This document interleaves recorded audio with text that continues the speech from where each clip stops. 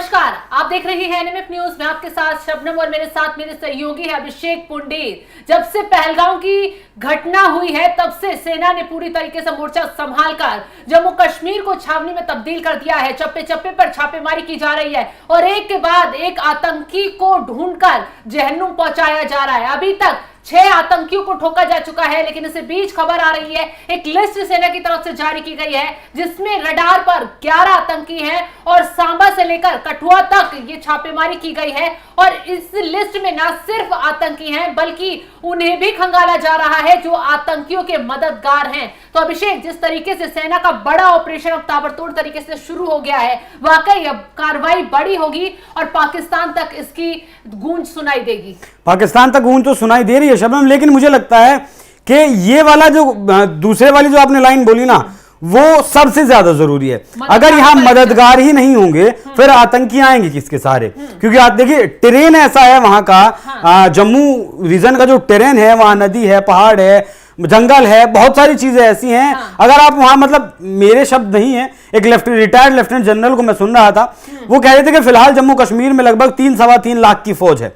उस फौज को, सारी फौज को अगर आप बॉर्डर पर भी ले जाकर बैठा देंगे ना, तब भी आप वहां से पेनिट्रेशन को नहीं रोक पाएंगे, तब भी वहां से आप आतंकवादियों की घुसपैठ को नहीं रोक पाएंगे। लेकिन साथ ही उन्होंने ये भी कहा कि आतंकवादी आ तो जाते हैं, लेकिन आने के बाद अगर जब तक उन्होंने गोली नहीं चलाई एक भी, कैसे भी, तो अब तक तो वो जिंदा हैं। लेकिन अगर उन्होंने एक टेस्टिंग के लिए भी गोली चला दी ना, उसके बाद 3 दिन के भीतर वो आतंकवादी जहन्नुम में मिलते हैं।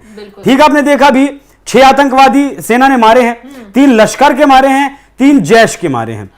और अभी 11 और नाम हैं जो जिनकी लिस्ट है और जो अभी रडार पर हैं। मददगारों पर जिस तरीके से आपने देखा पहलगाम हिंसा के बाद, पहलगाम हत्याकांड के बाद जिस तरीके से बुलडोजर चलाया गया उनके घरों पर, जिस तरीके से आईईडी के ब्लास्ट किया गया उनके घरों को, तो देखिए घर तोड़ना एक आम काम, वो मजदूर को ले जाकर भी तोड़ सकते हैं आप, बुलडोजर से भी तोड़ सकते हैं, लेकिन उस घर को ब्लास्ट करना, बुलडोजर से जमींदोज करना, वो एक संदेश देना होता है कि भैया अगर आप ये वाला काम करोगे तो फिर ऐसा होगा। अब देखिए जिस तरीके से सेना ने आतंकियों को ढेर किया और उनके फिर फोटो जारी किए, उनके असले के फोटो जारी किए, वो एक अलग चीज थी। वो दिखाता है कि नहीं, इस बार आतंकियों को छोड़ना नहीं है, अब इन आतंकियों को ढेर करना है।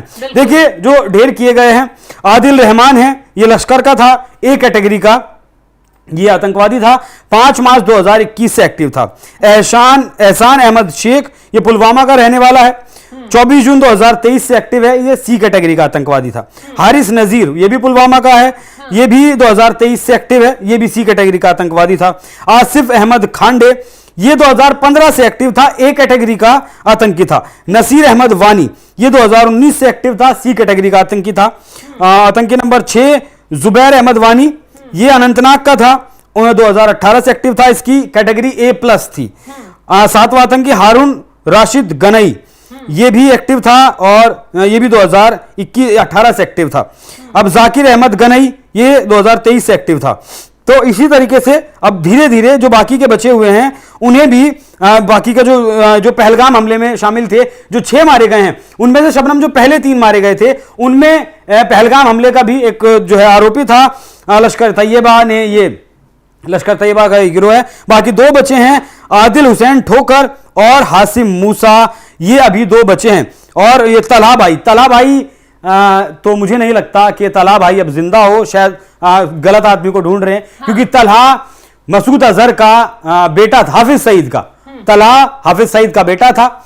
मुस्तफाबाद कैंप में वो अपने टॉप 5 कमांडरों के साथ रहता था, इनका लॉन्च पैड था, यहीं से इस मुस्तफाबाद कैंप से ही घुसपैठ करवाई जाती थी। मतलब जब पूरा ट्रेनिंग करके पूरा आतंकवादी बन जाता था, तब वो मुस्तफाबाद में आता था, वहां से उसे हिंदुस्तान के लिए रवाना किया जाता था एक फिदाइन बना के, उसके ऊपर बम लपेट के या फिर जो भी कुछ उन्हें करना था उसके बाद वो भेजा करता था। और वहां पर जिस तरीके से सेना की कार्रवाई हुई है उस कैंप में, खबरें उस वक्त आई थी कि हाफिज तलहा अब इस दुनिया में नहीं रहा, वो जन्नत पहुंच चुका है।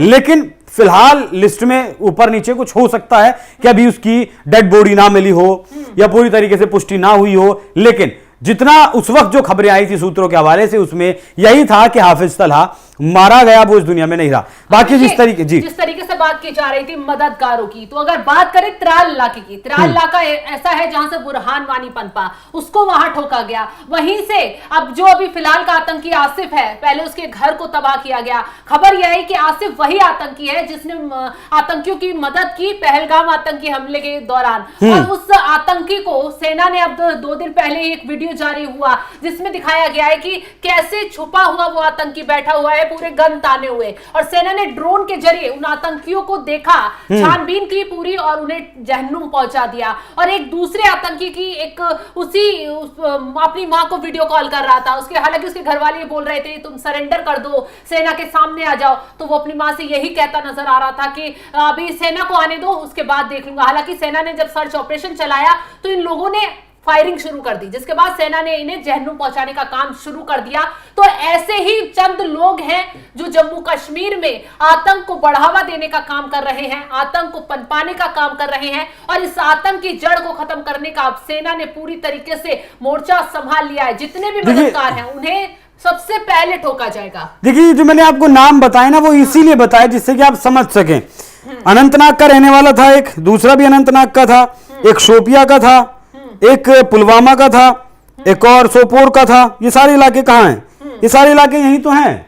कुछ पीओके के जो पीओके से सटे हुई है, वो सोपिया हो, सोपोर हो, त्राल हो, पुलवामा हो, ये यहीं से तो है। मतलब अभी जो लिस्ट है उसमें शायद 2 जो है वो पाकिस्तानी आतंकवादी बचे हुए हैं, बाकी जो आतंकी बचे हैं वो यहीं के हैं, मतलब कश्मीर के ही रहने वाले हैं, जो पाकिस्तान जाते हैं, ट्रेनिंग लेकर आते हैं, फिर यहां आकर हिंदुस्तान को दहलाते हैं, हिंदुस्तान को जो है अस्थिर करने की कोशिश करते हैं।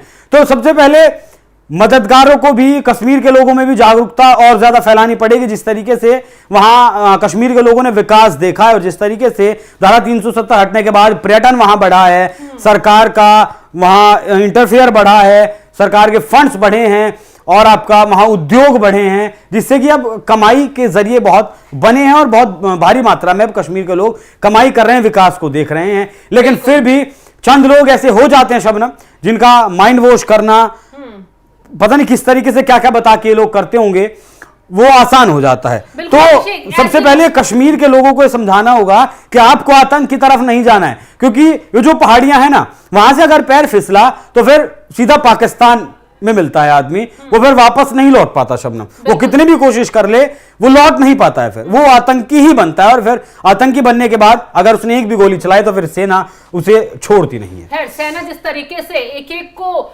ढूंढ कर जहन्नुम पहुंचा रही है, उससे कहीं ना कहीं उन लोगों में भी दहशत फैल गई होगी जो इनकी मदद करने का काम कर रहे हैं, और जिन्होंने भी ऐसा कदम जम्मू कश्मीर में उठाया है उन्हें चुन चुन कर अब उनका हिसाब किताब किया जाएगा। सेना ने पूरी तरीके से मोर्चा संभाल लिया है, पूरे जम्मू कश्मीर को छावनी में तब्दील कर दिया गया है, सारे जंगलों को खंगाला जा रहा है। अभी कई और आतंकी छिपे होने की खबर है सेना की तरफ से, उन्हें लेकर भी जल्द एक बड़े ऑपरेशन की खबर सामने आ जाएगी। फिलहाल इस खबर पर आप क्या राय रखते हैं कमेंट कर जरूर बताएं, और तमाम खबरों की अपडेट के लिए आप हमारे साथ जुड़े रहें। नमस्कार।